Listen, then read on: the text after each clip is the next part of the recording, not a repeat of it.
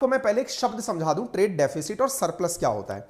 जब भी आप किसी के साथ व्यापार करते हैं, आप व्यापार में घाटे में रहे या मुनाफे में रहे, इसी को डेफिसिट और सरप्लस में काउंट किया जाता है। उदाहरण के लिए, मैंने किसी एक्स व्यक्ति के साथ व्यापार किया लेकिन मुझे घाटा हुआ, ये मेरे लिए ट्रेड डेफिसिट है। घाटा कैसे?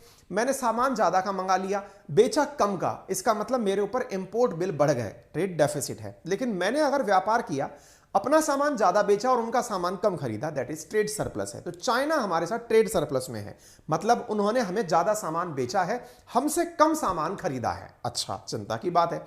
बड़ा सवाल है कि आने वाले 2021 में तो हम सारे मतलब वो तोड़ करके ऊपर ही निकल ही गए थे, यूएस से भी ऊपर चाइना के साथ व्यापार कर लिए थे। इंडिया का लार्जेस्ट ट्रेड पार्टनर चाइना बना हुआ है, $125 बिलियन के आसपास हमने व्यापार भी किया है।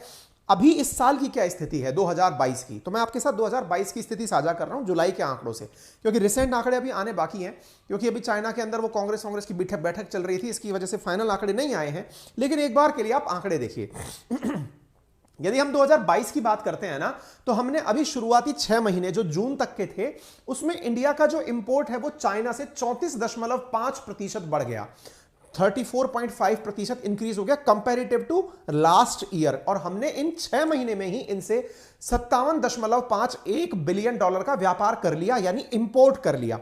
कुल व्यापार का मतलब होता है इंपोर्ट प्लस एक्सपोर्ट दोनों जोड़ दिया गया। हमने इतना तो इनसे मंगा लिया है। इसके अकॉर्डिंग ये चाइना की ट्रेड फिगर्स हैं जो कि जुलाई के अंदर रिलीज हुए।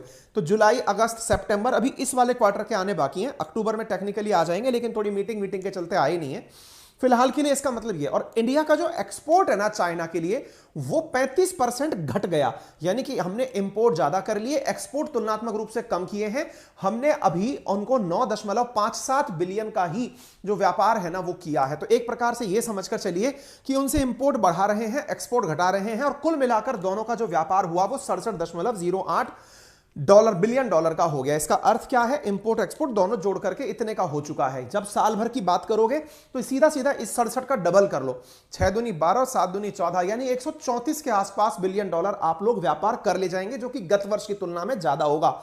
इवन दो हम एक्सपोर्ट कम कर रहे हैं, इंपोर्ट ज्यादा कर रहे हैं, तब भी इस तरह से व्यापार लास्ट तुलना में काफी ज्यादा हो जाएगा। अब सवाल बड़ा बनता है आपके दिमाग में, सर आफ्टर ऑल हमारी ऐसी क्या मजबूरी है जो हम उनसे इंपोर्ट इतनी बड़ी मात्रा में करते हैं? ऐसा क्या सामान है जो हम इनसे इंपोर्ट करते हैं? मैं आपको तथ्यात्मक जानकारी देता हूं।